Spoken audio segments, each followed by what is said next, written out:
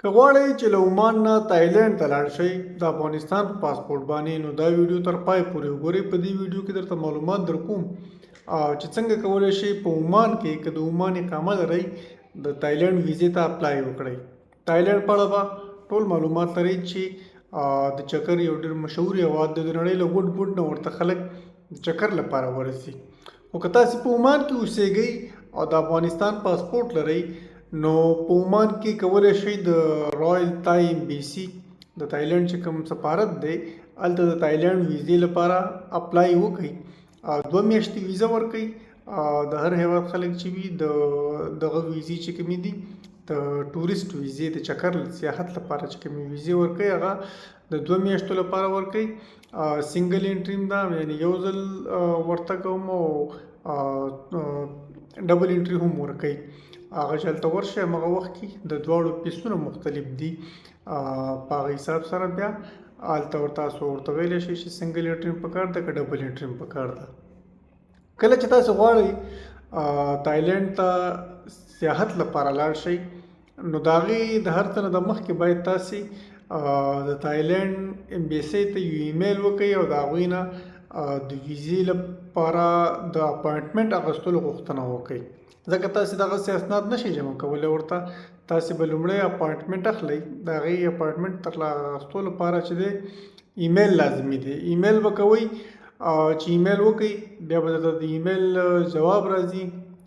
شاوخوا 1 اونۍ کې درته هغوی جواب درکوي او اپاینټمنټ درکوي چې په کوم ورځ باندې خپل اسناد راوړه او د ویزې لپاره جمع کړه.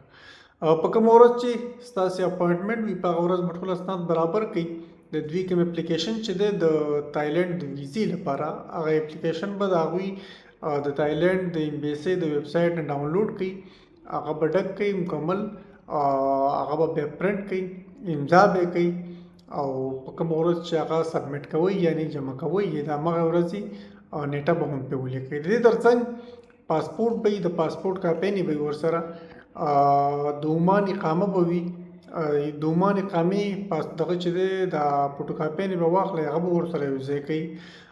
همداراز د سی آر چې کوم ستاسې دی کمپنۍ چې کومه دلته ستاسې ده، ځکه د افغانانو خو زیاتره دلته خپل سی آر لري، کمپنۍ لري، نو هغه به د هغې به یو پرنټ واخلئ، هغه به هم ورسره کوئ. انشورنس هم که ورسره واخلئ ښه خبره ده. انشورنس تاسې اخیستلی شئ آنلاین، یا که په خپله نشئ اخیستلی بل چا ته ووایئ کوم ټریول ایجنسۍ والا ته هغه به درته واخلي. ډېر اسانه دی اخیستلی. د هغې ترڅنګ چې په کوم تاریخ باندې ځئ د هغې تاریخ ټیکټ او بیرته چې په کوم تاریخ باندې راځئ د هغه تاریخ ټیکټ به چې دی هغه به واخلئ. مطلب یو ټیکټ به ریزرویشن به ورته وکړئ، ځکه ریزرویشن هغوی غواړي، دا به ورسره یو ځای کوئ.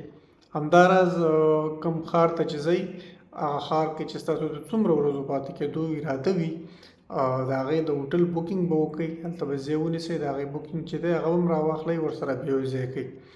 دغه ټول اسناد چې تاسې یو ځای کړل دغه به بیا په ټاکلې ورځ باندې ایمبیسۍ ته ویسئ او هلته به یې جمع کوئ. نورو خلکو له خو د تایلنډ ایمبیسي چې ده په 1 ورځ کې ویزه ورکوي. مثلا که نن تاسې خپل اسناد جمع کړه، سبا درته ویزه درکوي. خو که افغانستان پاسپورټ لرئ نو هغه لږ تر لږه د 1 میاشتې نه واخله تر د 1.5 میاشتې پورې وخت نیسي. تر ټولو مهم شی چې دی هغه ستاسې بینک سټیټمنټ دی. 6 میاشتې بینک سټیټمنټ باید لازمي ولرئ. که یو کس وي ویزې ته اپلای کوي 500 عماني ریال نه پورې پیسې باید په بینک اکاونټ کې وي. خو داسې ده چې د 6 میاشتو باید بینک سټیټمنټ وي. 6 میاشتې دې ته ستاسې پیسې تلې راغلي وي، مصرف کړي وي تاسې ته، او هره میاشت ورته یو اندازه پیسې راغلي وي. او کله چې تاسې دغه د بینک سټیټمنټ ورکوئ نو هغه لږ تر لږه د 500 عماني ریال نه پورته وي. دا ډېر زیات لازمي دی. دې نه بغیر خو بیخي د ویزې کار نه کېږي. نو دغه ټول اسناد به جمع کوئ هلته.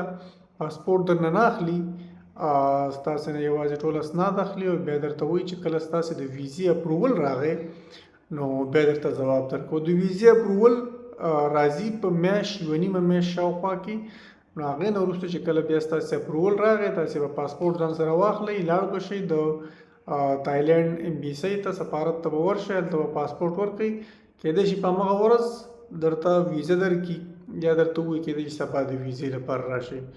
نو په دغه طریقه باندې که تاسې دلته د عمان نه د تایلنډ ویزا اخلئ په دغه طریقه باندې تاسې اخیستلی شئ د افغانستان په پاسپورټ باندې. همداراز ورته طریقې په دوبۍ، سعودي او دغه نورو عربي هیوادونو کې هم ده.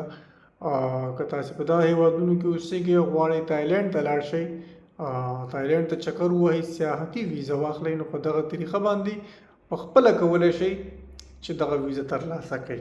په دې هیله چې ویډیو درته ګټوره تمامه شوې وي. که ویډیو مو خوښه شوې وي نو ویډیو لایک کړئ، شیر یې کړئ درسره او خپل نظر هم راسره شریک کړئ. ډېره مننه. کور مو ودان.